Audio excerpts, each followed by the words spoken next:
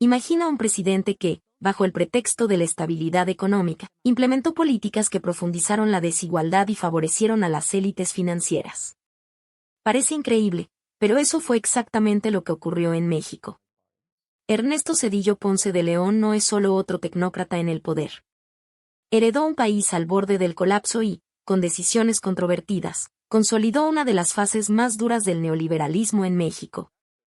Durante sus 6 años en la presidencia, de 1994 a 2000, Zedillo llevó al país por uno de los periodos económicos más inestables de su historia moderna.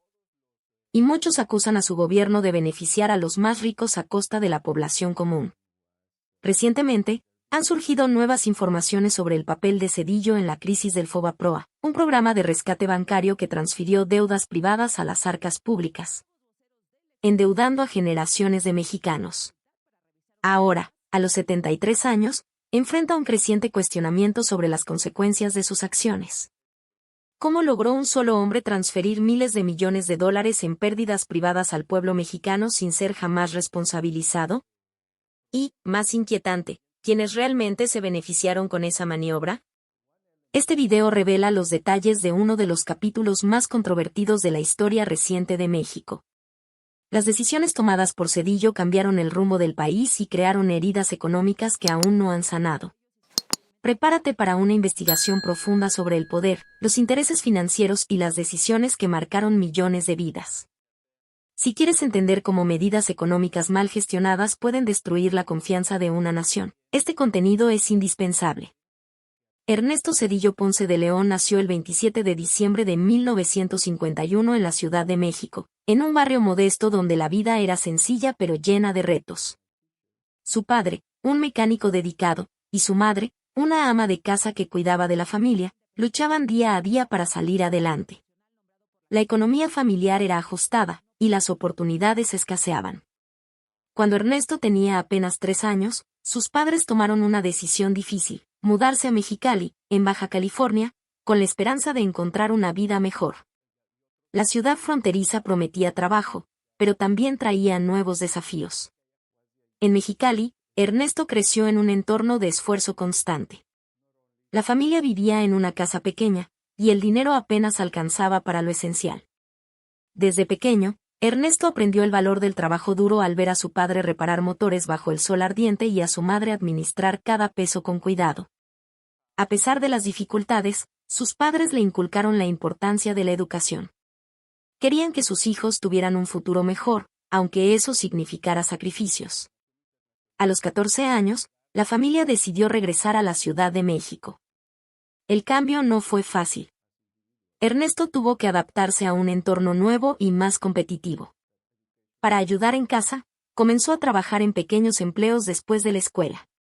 Vendía periódicos, limpiaba oficinas y hacía mandados.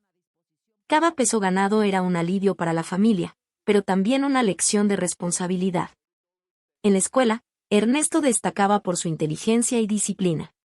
Sus maestros notaban su curiosidad y su deseo de aprender, incluso cuando llegaba agotado de sus jornadas laborales. La Ciudad de México ofrecía más oportunidades educativas, pero también más competencia. Ernesto sabía que la única forma de salir de la pobreza era estudiar. Pasaba noches en vela, estudiando con libros prestados y cuadernos gastados. Su esfuerzo dio frutos. Logró entrar al Instituto Politécnico Nacional, una de las escuelas más prestigiosas del país. Sin embargo, cada paso hacia adelante venía con un costo. La distancia de su familia en Mexicali y las largas horas de trabajo lo hacían sentir solo. A veces, se preguntaba si valía la pena tanto sacrificio. El joven Ernesto soñaba con cambiar su destino y el de su familia. Pero el camino era largo, y las pruebas apenas comenzaban. Su infancia, marcada por el esfuerzo y la lucha, lo moldeó como alguien determinado, pero también dejó cicatrices que llevaría consigo. Mientras miraba hacia el futuro, no podía imaginar que su vida lo llevaría a los más altos cargos del país, ni que esos mismos pasos lo conducirían a un destino inesperado. Ernesto Zedillo no era de los que se rendían. Su ingreso al Instituto Politécnico Nacional marcó el inicio de una etapa de logros académicos, pero también de grandes sacrificios. En el Politécnico, se destacó como un estudiante brillante en economía. Sus profesores admiraban su capacidad para analizar problemas complejos y encontrar soluciones prácticas. Sin embargo, el éxito académico tenía un precio. Las largas horas de estudio y trabajo dejaban poco tiempo para la vida personal. Ernesto vivía para sus metas, pero a menudo se sentía aislado. Tras graduarse con honores, Zedillo recibió una oportunidad que cambiaría su vida, una beca para estudiar un doctorado en economía en la Universidad de Yale, en Estados Unidos. En 1978, con 26 años, cruzó la frontera hacia un mundo desconocido. Yale era un lugar de prestigio, pero también de presión. Ernesto competía con estudiantes de todo el mundo, muchos de ellos con recursos y privilegios que él nunca tuvo. Aún así, su disciplina y tenacidad lo llevaron a completar su doctorado en 1981, con una tesis que impresionó a sus profesores. Sin embargo, los años en Yale fueron solitarios. Lejos de su familia y de México, Ernesto vivía en un pequeño apartamento, rodeado de libros y notas. Las cartas de su madre eran su único consuelo, pero también un recordatorio de lo que había dejado atrás. Renunció a amistades, amores y momentos familiares por su carrera. Aunque nunca lo admitió públicamente, quienes lo conocían decían que a veces se sentía atrapado entre sus ambiciones y el vacío emocional que crecía en su interior. De regreso en México, Zedillo comenzó a trabajar en el Banco de México, donde su talento para la economía llamó la atención. Su ascenso fue rápido, de analista a cargos más importantes en el gobierno.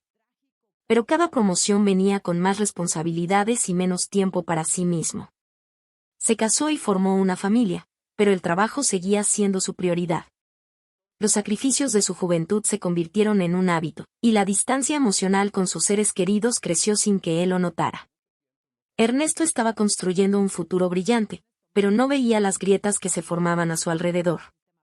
Su éxito lo llevaba hacia el poder, pero también hacia un camino de decisiones difíciles. Mientras subía en la política mexicana, algo en su interior comenzaba a desmoronarse.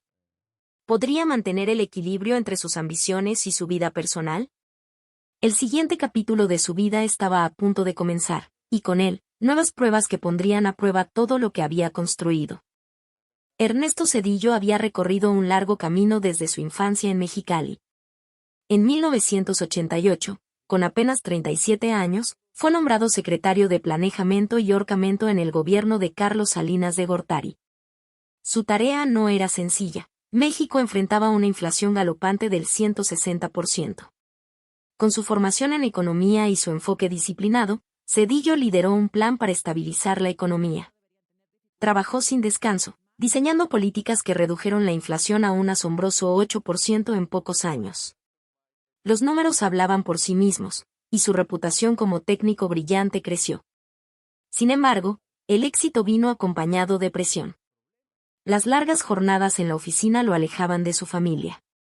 Las reuniones interminables y las decisiones críticas lo agotaban. Aunque sus colegas lo respetaban, algunos lo veían como distante, más cómodo con gráficos y datos que con personas. Zedillo no se detenía a pensar en el costo personal, para él, el trabajo era su misión. Pero en su interior, la tensión comenzaba a acumularse, como una cuerda que se tensa demasiado. En 1992, Zedillo asumió un nuevo desafío como secretario de Educación. Lideró reformas para mejorar las escuelas y creó el programa Progresa, que ofrecía apoyo a familias pobres para que sus hijos estudiaran. El programa fue un éxito y ayudó a millones, pero también enfrentó críticas. Algunos decían que era insuficiente, otros, que era un gasto innecesario. Zedillo aprendió que, en política, nunca se podía complacer a todos. A pesar de las críticas, siguió adelante, convencido de que la educación era la clave para un México mejor. Todo cambió en 1994. El candidato presidencial Luis Donaldo Colosio fue asesinado, y Zedillo, que dirigía su campaña, fue elegido como reemplazo. En diciembre de ese año, asumió la presidencia sin experiencia previa en un cargo electo. El país estaba en shock, y Zedillo enfrentó una presión enorme. No era un político carismático, su fuerza estaba en los números, no en los discursos. Muchos dudaban de su capacidad para liderar. Él mismo, en los momentos de soledad, se preguntaba si estaba preparado. Pero no había tiempo para dudas, México lo necesitaba, y una tormenta económica se acercaba. Apenas unas semanas después de asumir la presidencia, Ernesto Zedillo enfrentó una de las peores crisis económicas de México, el efecto tequila. En diciembre de 1994, el peso mexicano se desplomó. Los inversionistas extranjeros retiraron su dinero, y el país perdió miles de millones en reservas. La desvalorización del peso disparó los precios, y las familias mexicanas vieron sus ahorros evaporarse. Zedillo, que había prometido estabilidad, se encontró en el centro de la tormenta. Para salvar la economía, Zedillo implementó medidas duras. Negoció un rescate con Estados Unidos y el Fondo Monetario Internacional, pero las condiciones eran estrictas. La más controvertida fue el FOBAPROA, un plan para rescatar bancos en quiebra. Aunque evitó un colapso total, el FOBAPROA fue muy impopular. La gente lo veía como un favor a los ricos, mientras las familias comunes sufrían. Zedillo recibía críticas diarias en la prensa y en las calles. Cada decisión parecía alienar a alguien. La crisis no solo afectó al país, sino también a Zedillo. Las noches sin dormir se volvieron rutina. Las deudas públicas crecieron, y con ellas, el desgaste político. En casa, apenas veía a sus hijos. Su esposa notaba que estaba más callado, más distante. La presión lo consumía, pero no podía mostrar debilidad.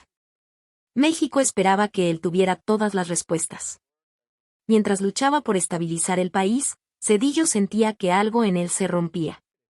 La presidencia, que una vez vio como un honor, se convertía en una carga. Las cicatrices de la crisis lo acompañarían para siempre, y el camino hacia adelante parecía más incierto que nunca.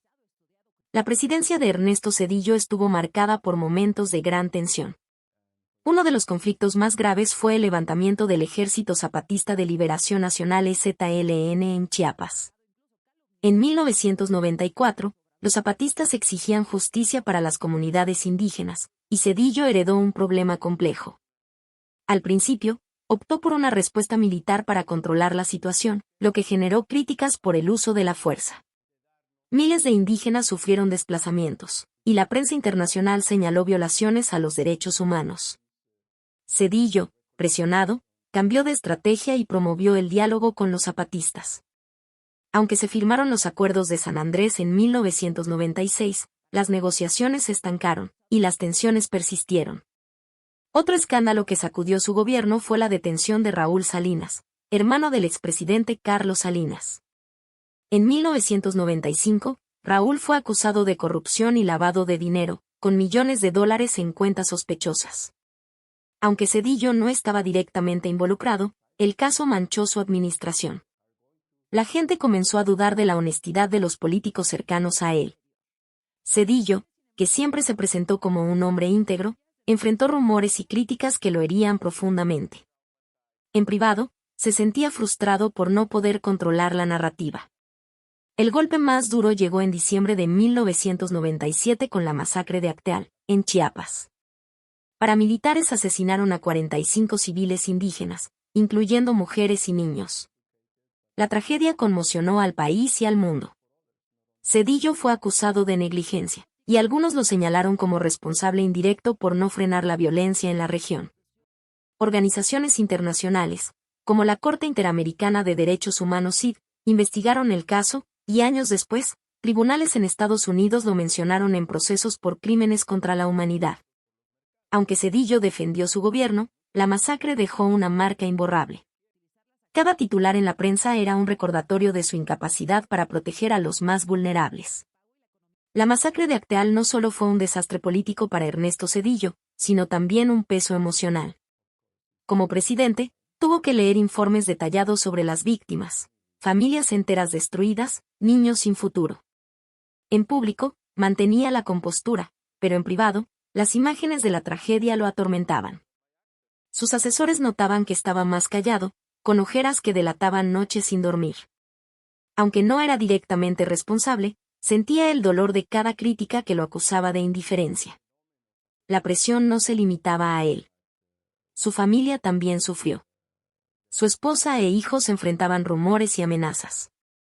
Amigos cercanos le advertían sobre el odio que crecía en algunos sectores de la sociedad. Incluso sus aliados políticos comenzaron a cuestionar su liderazgo. ¿Era Zedillo un hombre frío, como decían algunos, o simplemente alguien atrapado en un sistema imposible? Él mismo empezaba a dudar de sus decisiones. La política, que una vez vio como una forma de mejorar México, ahora le parecía un laberinto de traiciones y dolor. Zedillo intentaba refugiarse en su trabajo, pero las heridas seguían abiertas. Cada evento público era una prueba, sonreír ante las cámaras mientras cargaba con el peso de las críticas. La presidencia lo había elevado al poder, pero también lo había expuesto a un sufrimiento que no anticipó. Mientras su mandato se acercaba a su fin, una pregunta lo perseguía: ¿valió la pena todo este sacrificio? El futuro le reservaba más pruebas, y el eco de sus decisiones aún resonaría.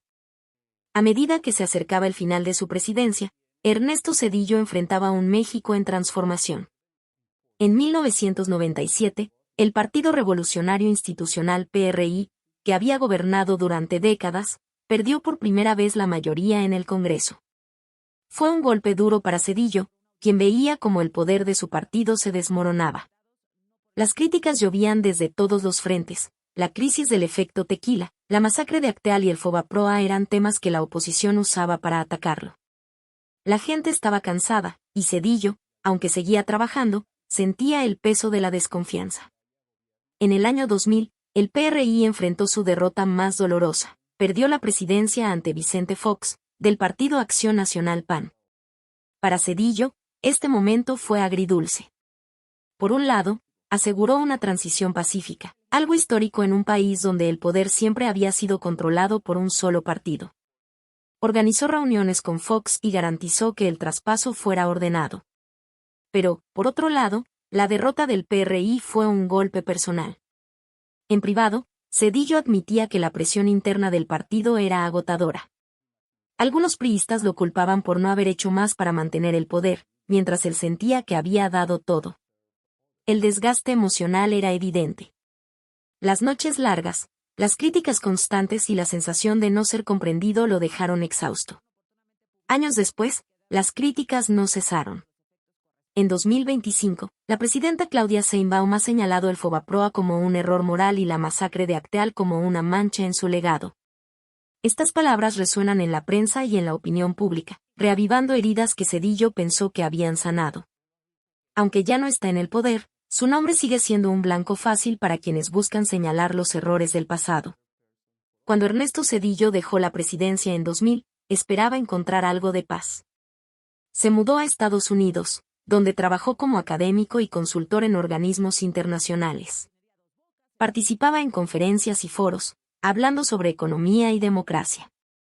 Sin embargo, su voz, que una vez fue influyente, comenzó a perder fuerza. En México, muchos políticos ignoraban sus advertencias sobre el riesgo de tendencias autoritarias en la región. Zedillo, con su experiencia, veía señales de peligro, pero sus palabras eran recibidas con indiferencia o rechazo. En los círculos políticos mexicanos, Zedillo se convirtió en una figura solitaria. Algunos lo veían como un hombre atrapado en el pasado, defendiendo un sistema que ya no existía. Otros, especialmente los más jóvenes, lo criticaban por los errores de su gobierno. Las redes sociales amplificaban estas voces, y Zedillo, aunque intentaba mantenerse al margen, no podía ignorar el desprecio. Sus esfuerzos por contribuir al debate público chocaban con una pared de desinterés. El aislamiento también era personal. Lejos de México, Zedillo pasaba más tiempo solo, reflexionando sobre su vida. Sus hijos habían crecido, y su esposa, aunque seguía a su lado, notaba su tristeza. Los logros de su presidencia, la estabilidad económica, las reformas educativas parecían olvidados. En su lugar, el Fobaproa y Acteal definían su imagen. En las noches, mientras leía las noticias de México, sentía una mezcla de frustración y nostalgia. ¿Había valido la pena tanto sacrificio? La respuesta no llegaba, y el silencio lo envolvía cada vez más. Ernesto Zedillo siempre mantuvo su vida personal lejos de los reflectores. Aunque su presidencia fue intensamente escrutada, poco se sabe sobre su salud física o mental. No existen registros públicos de enfermedades graves, pero el impacto emocional de su mandato es innegable.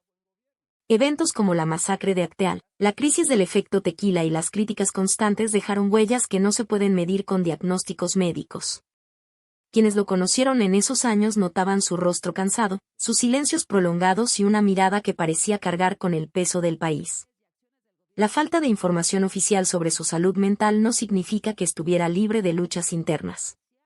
La presión de liderar México durante tiempos turbulentos, combinada con los ataques políticos, pudo haber generado un desgaste silencioso. No hay evidencia de que Zedillo buscara tratamiento para depresión o ansiedad, pero la carga de tomar decisiones que afectaban a millones, junto con el dolor de las tragedias como Acteal, habría afectado a cualquiera. En privado, se dice que pasaba horas reflexionando, revisando cada error y preguntándose qué pudo haber hecho diferente. Su familia era su refugio, pero incluso allí las cosas no eran fáciles. Sus hijos crecieron viendo a un padre ausente, consumido por el trabajo. Su esposa, Nilda, lo apoyaba, pero también notaba su creciente aislamiento. Zedillo rara vez hablaba de sus sentimientos, prefiriendo guardarlos para sí mismo. Esta contención, aunque lo ayudó a mantenerse firme en público, probablemente intensificó sus batallas internas. Mientras México lo juzgaba por sus acciones, él enfrentaba un juicio aún más duro, el suyo propio. Hoy, a los 73 años, Ernesto Zedillo vive una vida activa pero marcada por la controversia. Reside en Estados Unidos, donde ocupa cargos en la Universidad de Yale y participa en organizaciones como The Elders, un grupo de líderes globales que promueve la paz. Desde allí, sigue hablando sobre democracia y economía, pero su voz no siempre encuentra eco. En México, sus críticas al gobierno de Claudia Sheinbaum, especialmente sobre riesgos autoritarios, dividen opiniones. Algunos lo ven como un paladino de la democracia, defendiendo valores esenciales. Otros lo consideran fuera de tiempo, un hombre aferrado a un pasado que ya no existe.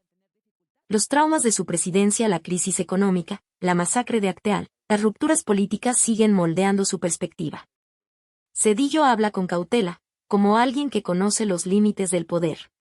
Sus advertencias sobre el autoritarismo reflejan las lecciones de un hombre que vio de cerca cómo las decisiones pueden dividir a un país.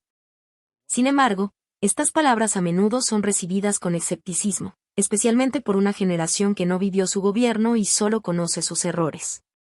En la vejez, Zedillo parece atrapado entre el deseo de contribuir y la realidad de su aislamiento. Su legado es complejo. Para algunos, es el presidente que estabilizó la economía y permitió una transición democrática. Para otros, es el responsable de decisiones impopulares como el FOBAPROA.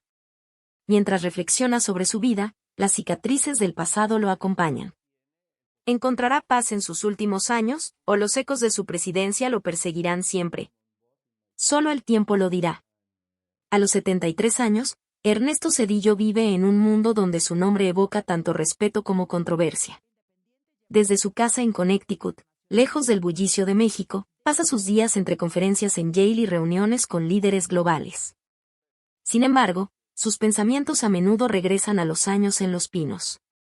En la tranquilidad de su estudio, rodeado de libros y recuerdos, Zedillo escribe notas personales, no para publicarlas, sino para ordenar sus ideas. En ellas, reflexiona sobre las decisiones que tomó y las que desearía haber evitado. La masacre de Acteal sigue siendo una herida abierta. Aunque nunca fue condenado legalmente, las acusaciones de negligencia lo persiguen. En privado, Zedillo se pregunta si pudo haber hecho más para proteger a las víctimas. Intenta encontrar consuelo en los logros de su gobierno, como el programa Progresa, que ayudó a millones de familias pobres. Pero incluso estos recuerdos están empañados por las críticas que aún resuenan en México. La prensa y los políticos, incluida la presidenta Sheinbaum, siguen mencionando el FOBAPROA como un símbolo de errores del pasado. Zedillo ha intentado acercarse a México de manera discreta. En 2024, visitó la Ciudad de México para un foro académico, pero evitó la atención pública. Durante el evento, un grupo de estudiantes lo cuestionó sobre Acteal y el efecto tequila. Respondió con calma, reconociendo los errores, pero sus palabras no lograron cambiar las opiniones de los más jóvenes. Ese día, al volver a su hotel, sintió una mezcla de cansancio y esperanza. Tal vez, pensó, su redención no está en convencer a otros, sino en aceptar su propio pasado. En los últimos meses, Cedillo ha reducido sus apariciones públicas. Sus amigos cercanos dicen que prefiere pasar tiempo con su familia, especialmente con sus nietos, quienes lo ven como un abuelo cariñoso, no como un expresidente. Sin embargo, incluso en estos momentos de calma, el pasado lo alcanza. Una noche, mientras leía un artículo sobre la polarización en México, Cedillo sintió una punzada de tristeza. Sus advertencias sobre el autoritarismo, que lleva años repitiendo, siguen siendo ignoradas por muchos. La salud de Cedillo, aunque estable, muestra signos de desgaste. Sus caminatas diarias son más lentas, y las largas horas de escritura le provocan dolores en las manos. No habla de esto, pero su esposa, Nilda, lo nota. Ella lo anima a descansar, pero Cedillo siente que aún tiene algo que decir.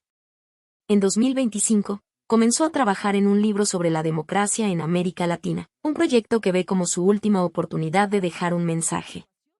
En él, planea hablar no solo de política, sino también de las lecciones personales que le dejó el poder. Mientras escribe, Cedillo se enfrenta a una pregunta que lo ha seguido toda su vida: ¿cómo se mide el valor de un hombre? Sus logros y errores están entrelazados, y el juicio de la historia aún no está claro. En la quietud de su hogar, con el invierno acercándose, Cedillo sabe que el tiempo para responder esa pregunta se agota. Pero por ahora, sigue adelante, con la esperanza de encontrar paz en un mundo que aún lo juzga. Ernesto Cedillo, a sus 73 años, siente que el tiempo se acelera. En su hogar en Connecticut, las mañanas comienzan con una taza de café y la lectura de noticias sobre México. Aunque está lejos, su corazón sigue atado a su país. En 2025, decide hacer un esfuerzo por reconciliarse con su pasado. Acepta una invitación para dar una conferencia en la Universidad Nacional Autónoma de México UNAM, un lugar donde alguna vez fue estudiante. La idea lo emociona, pero también lo llena de nerviosismo. Sabe que no todos lo recibirán con los brazos abiertos. En el auditorio, Cedillo habla con sinceridad sobre su presidencia. Reconoce los errores del Fobaproa y la tragedia de Acteal, pero también defiende sus esfuerzos por estabilizar la economía y fortalecer la democracia. El público, una mezcla de académicos, estudiantes y periodistas, escucha en silencio. Algunos asienten, otros, con rostros serios, toman notas. Al final, un joven levanta la mano y pregunta por qué no hizo más para evitar el sufrimiento en Chiapas. Cedillo respira hondo y responde que, aunque lo intentó, no siempre tuvo las respuestas. Por primera vez, su vulnerabilidad conecta con algunos en la sala. El viaje a México le deja un sabor agridulce. Recibe cartas de apoyo, pero también críticas en redes sociales que lo acusan de justificar su legado. De regreso en casa, Cedillo reflexiona sobre el encuentro. Siente que dio un paso hacia la reconciliación, pero el camino es largo.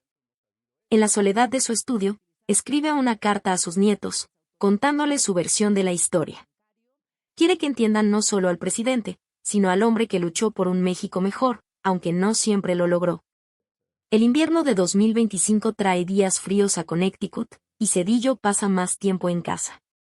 Su libro sobre la democracia en América Latina avanza lentamente. Cada página es un esfuerzo por destilar décadas de experiencia y dolor. Mientras escribe, recibe una noticia inesperada. Un grupo de académicos en México propone renombrar una escuela en Mexicali en su honor, reconociendo su contribución a la educación con el programa Progresa. La idea lo conmueve, pero también desata críticas de quienes aún ven su presidencia como un fracaso. Cedillo, acostumbrado a la controversia, agradece el gesto, pero pide que el enfoque esté en los niños, no en él. Su salud sigue siendo frágil. Los dolores en las articulaciones se intensifican, y las visitas al médico son más frecuentes. Nilda, su esposa, insiste en que descanse, pero Cedillo se resiste. Siente que su trabajo no está terminado. En una videollamada con The Elders, habla con pasión sobre la necesidad de proteger las instituciones democráticas. Sus colegas lo escuchan con respeto, pero Cedillo sabe que su influencia es limitada. En México, su nombre sigue dividiendo. Para algunos, es un símbolo de transición, para otros, un recordatorio de errores. Mientras el año termina, Cedillo mira por la ventana, viendo la nieve caer. Los traumas de su presidencia, las crisis, las críticas, las pérdidas lo han moldeado, pero también lo han hecho más humano. No sabe cómo lo recordará la historia, pero por primera vez, eso le preocupa menos. En su corazón, guarda la esperanza de que su lucha, con todas sus imperfecciones, inspire a otros a seguir adelante. El futuro de México, piensa, está en manos de una nueva generación. Después de todo esto, queda claro que las decisiones de un presidente pueden cambiar el rumbo de un país entero. En el caso de Ernesto Zedillo, muchas de las elecciones hechas durante su gobierno terminaron ayudando a los bancos y empresarios, mientras que el pueblo tuvo que pagar la cuenta. Es importante entender cómo esas decisiones aún afectan la vida de millones de personas hasta hoy. Por eso, queremos saber qué piensas. Deja tu comentario aquí abajo. Si encontraste este video importante, deja tu like, suscríbete al canal y activa la campanita para no perderte los próximos contenidos. Tu participación ayuda mucho para que más personas tengan acceso a este tipo de información.